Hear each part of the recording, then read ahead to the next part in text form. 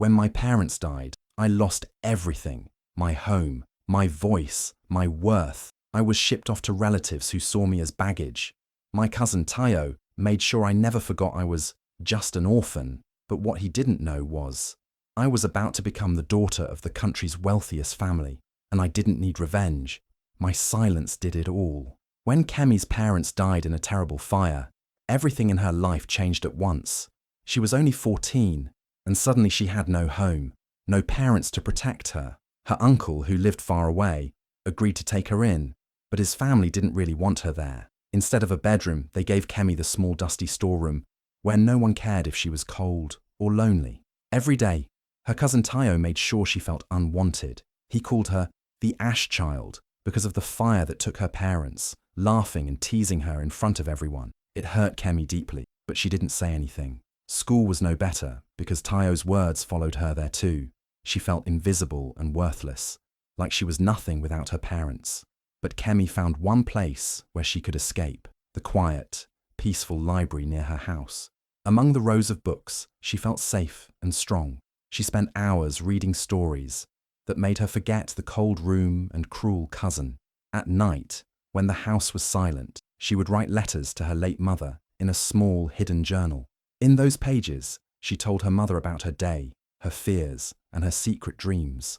Writing made her feel connected to the only person who truly loved her. Even though her uncle's family treated her like she was nothing, Kemi kept her heart brave and her spirit alive. Deep inside, she knew her story was not over. She just had to wait for the right moment to show the world who she really was. Tayo was the kind of cousin who loved to show off. He was always dressed in the latest clothes, wearing expensive shoes that shined bright like new coins. He carried the newest phone everyone wanted, and he never missed a chance to make sure everyone knew it. Tayo liked to be the center of attention, and he made sure nobody forgot it, especially Kemi. Every time Kemi tried to sit quietly or walk to class, Tayo found a way to humiliate her. If she wore a dress that wasn't new or shiny, he'd laugh loudly, pointing at her like she was a joke. "Hey, Ash Child, did you find that dress in the trash?"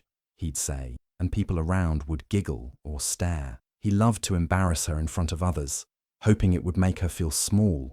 But Kemi kept her head down and tried to ignore him, though it hurt more than she let on. At school, Tayo's teasing didn't stop with just clothes. He mocked everything about her. When Kemi pulled out a second-hand book from her bag, he sneered, "That's so poor. Who reads old books anyway?" Sometimes, he would grab the book from her hands and toss it on the floor just to show how little he cared. Tayo's friends would laugh and cheer him on, and Kemi felt like the whole school was against her. One day, Tayo took his meanness even further. He started spreading nasty rumors about Kemi, whispering to anyone who would listen that she begged for food at home. "I heard she can't even afford lunch," he said loudly in the schoolyard. "She has to ask for extra meals like a charity case." The rumor spread fast, and soon more kids were avoiding Kemi or making fun of her behind her back. It was like Tayo was painting her as a poor, helpless girl who had no family or money. Even though Kemi felt crushed inside, she never shouted back or fought him. She believed that fighting wouldn't help. It might only make things worse. Instead, she kept her silence, holding on to her hope that one day her life would change. She knew Tayo was just trying to hide his own fears by putting her down, but she refused to let his words destroy her spirit. Tayo thought he was winning by making Kemi feel small, but little did he know, Kemi was quietly growing stronger every day, and her story was far from over. The same boy who laughed at her now would soon be shocked to see how high she could rise. Without ever needing to shout or fight back, her silence was her secret power. It was a cold, rainy evening, and the sky was dark with heavy clouds. Kemi had just gone through another terrible moment at a school event. Tayo, her cousin, had played one of his cruel tricks again. This time, he spilled juice all over her dress in front of everyone, laughing loudly while the other kids stared and whispered. Kemi's cheeks burned with shame and hurt. She didn't want to stay a second longer. She ran out of the hall, tears falling down her face, mixing with the rain. She ran until she didn't know where she was anymore. Finally, she stopped in front of a small bakery. The warm yellow light from inside looked cozy and safe compared to the cold rain outside. She sat down on the wet steps, shivering and feeling very alone. Her clothes were soaked, and she felt like the whole world was against her. As she hugged her knees and wiped her tears, an older woman came out of the bakery. She wore a soft smile and kind eyes that made Kemi feel a little less scared. The woman sat down beside her without saying anything at first. Then, she reached into her bag and took out a fresh, warm piece of bread wrapped in paper. "Here," she said softly, offering it to Kemi. "Eat this. It will warm you up." Kemi looked up, surprised. She wanted to say thank you, but her throat felt tight. The woman didn't ask where Kemi was from or why she was crying. She didn't press her with questions or make Kemi feel bad. She just stayed with her, quietly. For a while, they sat there together. The rain kept falling, but Kemi felt a little less alone. The woman, who Kemi later learned was called Auntie Ronke, told her stories about when she was young. She spoke gently and with kindness, making Kemi forget the pain. Even if just for a moment, Kemi felt safe enough to talk a little, sharing things she had never told anyone. She spoke about her parents, the fire, and the coldness she felt in her uncle's house. Auntie Ronke listened carefully, never interrupting or judging. It was the first time in a long time that Kemi felt someone truly cared. As the rain slowed, Auntie Ronke gave Kemi a warm hug and said, "You're stronger than you think, child. You will find your way."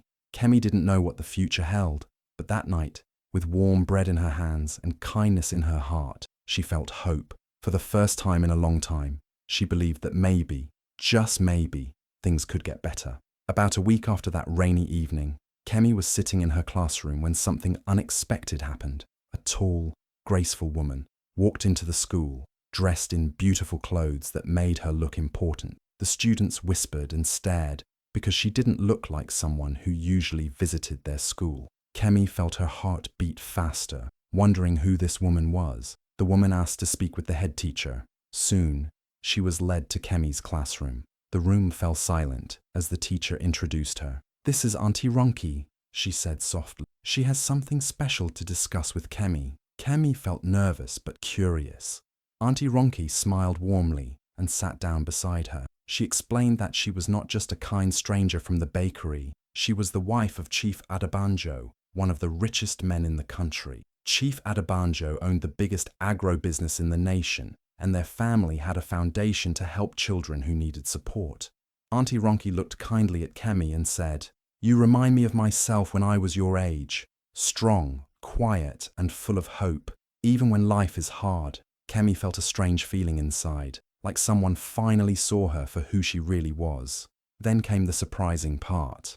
Auntie Ronke offered Kemi a full scholarship to continue her studies, covering everything from school fees to books and uniforms.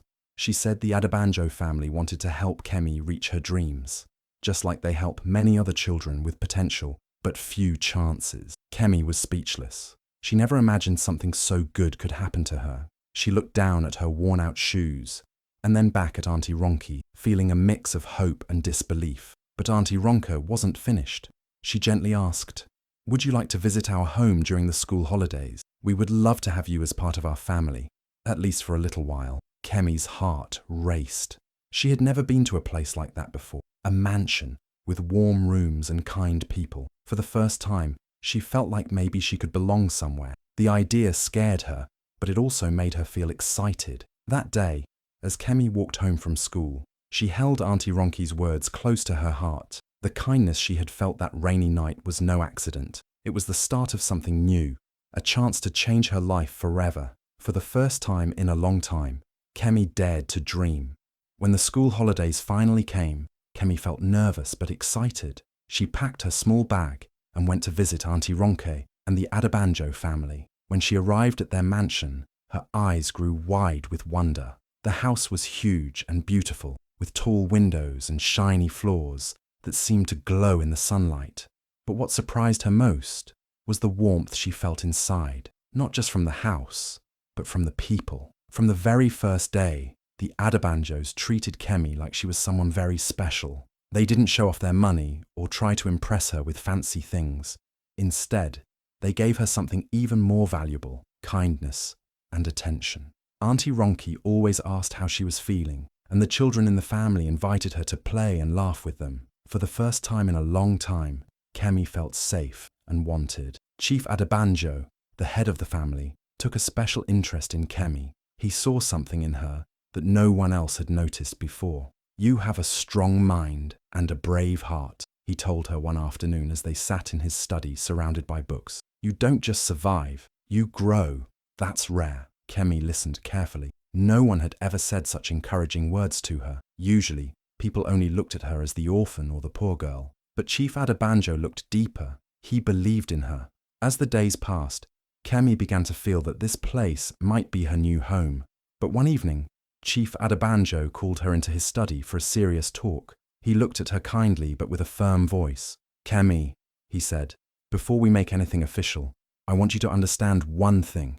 You will never have to go back to that old house again unless you want to." Kemi's heart jumped. The old house, her uncle's house where she was treated badly, felt like a prison. The thought of never going back without choosing to made her feel free for the first time.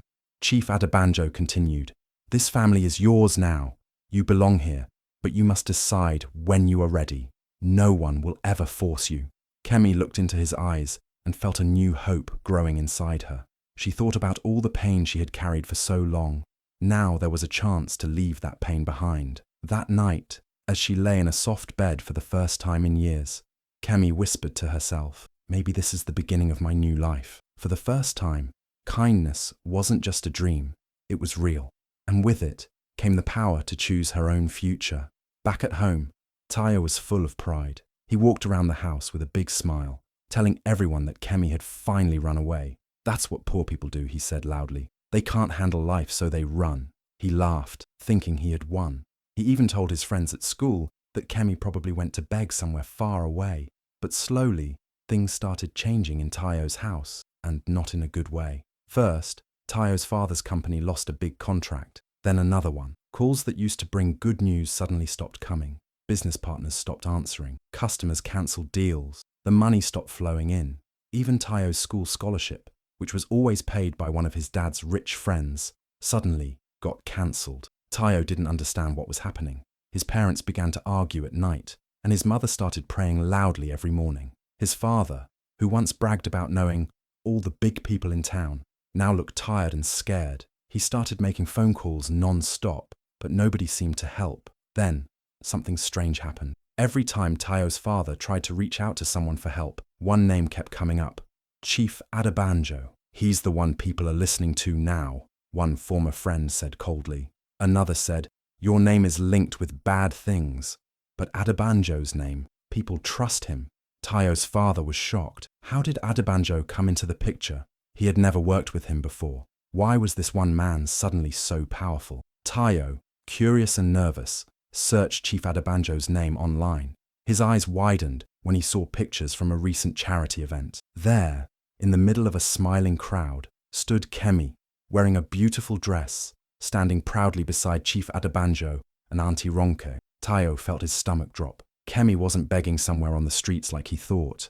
She had become someone important, someone respected, and here he was, sitting in a house that felt colder every day, his father yelling more, his mother crying more, and no one willing to help them. For the first time, Tayo felt what Kemi must have felt all those years, helpless, lost, and completely forgotten. But unlike Kemi, no one was coming to save him. His perfect world was falling apart, and the one person he had looked down on was now far above him. Months passed, and the Adabanjo family announced a grand charity gala. It was all over the news, the biggest event of the year. Business leaders, celebrities, and even government officials were attending. Everyone wanted to be there, especially those looking to grow their business. Tayo's father saw this as a big opportunity. His company was struggling badly, and he believed attending the gala would help him meet rich investors who could save his business. He made sure his whole family looked perfect. He rented an expensive suit for himself, got his wife a fancy dress, and told Tayo to behave well. Tayo didn't want to go at first, but when he heard it was being hosted by Chief Adabanjo, he became curious. That name had been haunting his family for months. So, they dressed up and arrived at the beautiful event hall, filled with bright lights, music, and cameras flashing everywhere. People were laughing, talking, and taking pictures. Then, a voice announced, Please welcome the host family, the Adabanjos. Everyone turned. Tayo's heart nearly stopped. There she was, Kemi. She wasn't wearing old clothes or hiding in a corner. She stood tall and confident, dressed in a custom-made gown that sparkled under the lights. Her hair was styled neatly, her makeup soft and beautiful. She didn't look like the sad girl from the storeroom. She looked like a princess. Beside her stood Chief Adabanjo, smiling proudly. He held Kemi's hand and stepped forward to speak. "Ladies and gentlemen," he said, "thank you for joining us tonight. It is our honor to present not just this gala, but a new chapter for our foundation. And tonight, I want you all to meet our daughter, Kemi, the future of this vision." Everyone clapped loudly. Tayo froze. Daughter, foundation, Kemi. He stared in disbelief as people rushed to greet her, shake her hand and take pictures with her. Kemi smiled, calm and graceful, like she had been born into this life. Tayo's parents stood silently. His father's face turned pale. His mother looked confused and embarrassed, but Tayo couldn't move. His cousin, the girl he used to mock, the one he called the Ash Child, was now being introduced as the daughter of the richest and most respected family in the country. At that moment, Tayo understood. This night wasn't just a gala, it was the moment everything changed. Not for Kemi, for him. She had risen, and he had fallen. Kemi stood in the middle of the grand hall, shining like a star. People were amazed by her calmness, her beauty, and how she spoke with so much grace. Cameras flashed, reporters asked questions. Guests wanted to know who she was, how she grew from a simple girl into this powerful young woman. Everyone admired her. Tayo, hiding at the back with his parents, could barely believe his eyes. He had mocked Kemi so many times. He called her names, laughed at her old clothes, and told people she was worthless. And now, she was standing next to Chief Adabanjo, being called his daughter and the center of everyone's attention. Tayo's father elbowed him gently and whispered, "Go greet her. Maybe she can help us. Just say hello." Tayo didn't want to go, but he knew he had no choice. Slowly, with shaky hands and a dry throat, he walked forward. His feet felt heavy like stones. People were still talking to Kemi, but when they saw Tayo coming, a small space opened up. Kemi noticed him, but her expression didn't change. He stood in front of her, sweating. "Hey, Kemi," he said, in a quiet, nervous voice. "Remember me? It's Tayo." Kemi looked at him for a few seconds. Then she smiled gently, but it wasn't the kind of smile he expected. It wasn't warm. It wasn't angry either. It was polite, calm, powerful. She turned to the woman beside her, an important guest, and softly asked, "Excuse me, do you know this man?" The guest looked confused. "No, I don't." Kemi nodded and said, "Neither do I," then walked away with grace and peace, leaving Tayo standing alone in the crowd. Everyone around him had heard it. A few even gasped. Tayo stood frozen, humiliated, feeling smaller than he ever had in his life. He wasn't just ignored, he was erased. The cousin he once treated like nothing had now made him feel like a stranger. And she didn't yell, she didn't insult him, she didn't even call out the past. She just used silence. That silence, wrapped in dignity, spoke louder than any scream ever could. It said, "You are no longer part of my story." And in that one moment, Tayo realized he had lost something he could. The party was over, the lights were dim, and most of the guests had gone home. But in the quiet garden behind the big mansion, Tayo sat alone on a bench, his head down, staring at the ground. He had never felt this way before, not even when his father's business failed. Tonight, he didn't lose money or fame. He lost his pride. He had been cruel to Kemi. He remembered every word, every laugh, every time he made her feel small. And now she stood taller than anyone he knew. She had everything, not because she chased revenge, but because she found something greater, grace. Suddenly, he heard soft footsteps. He looked up and saw Kemi walking toward him. She wore a simple jacket over her gown now, her makeup gone, her face calm. She stopped in front of him, then slowly sat beside him on the bench. Tayo couldn't look at her. His voice shook. "I'm sorry," he whispered, "for everything. I was terrible to you." Kemi looked ahead, not at him. For a moment, she said nothing. Then gently, she spoke. "You taught me something, Tayo," she said softly. "You taught me that words can hurt, that they can destroy people from the inside." She paused, her voice strong but kind. "But I also learned something else. That silence can heal. That kindness, even when people don't deserve it, can be more powerful than hate." Tayo blinked. Her words didn't feel like a slap. They felt like a mirror. Then Kemi reached into her bag and pulled out a small paper bag, warm and soft. She placed it on the bench next to him. Inside was a simple piece of sweet bread, the same kind Auntie Ronka had given her that rainy day when she sat shivering outside the bakery, lost and broken. She stood up, ready to leave. "No revenge, Tayo," she said gently, "just grace." Then she walked away, leaving behind more than bread. She left behind a powerful message. Even those who are hurt the most can choose not to hurt others. And Tayo sat there, with the bread in his hands, feeling the weight of his past and the light of her forgiveness. Years passed, and the shy girl once called the Ash Child became a name the whole country knew, not because of gossip or revenge, but because of the work she was doing. Kemi had grown into a powerful, graceful young woman, and she used her voice not for pain, but for purpose. She started a foundation called Ashes to Ambition. It was simple but strong, just like her. The goal was clear: help orphaned and poor children like she once was. Give them books, give them hope, give them a chance. She traveled to villages, towns, and cities, speaking to schools and leaders. She built libraries and gave scholarships. Wherever she went, people listened, not just because she was backed by the Adabanjos, but because her heart was real. But what made her stand out even more? She never once spoke badly about her past. She never mentioned the storeroom she slept in, or the cruel names Tayo called her. She didn't need to. Her success told the story. Her kindness spoke louder than any insult. And what about Tayo? He was no longer the flashy, arrogant boy he once was. Life had changed him. Now, he worked quietly as a teacher in a school funded by Ashes to Ambition. Every morning, he stood in front of children who reminded him of Kemi, quiet, unsure, but full of potential. And every time he handed out books, he remembered the girl he once mocked for reading too much. He never expected forgiveness, but he learned respect. He learned humility. Sometimes, when Kemi visited the school, they'd share a brief nod, not as enemies, but as people who had both changed. She would smile, and he would lower his head in quiet respect. From ashes, Kemi had risen, not just for herself, but for others like her, and that was her greatest victory.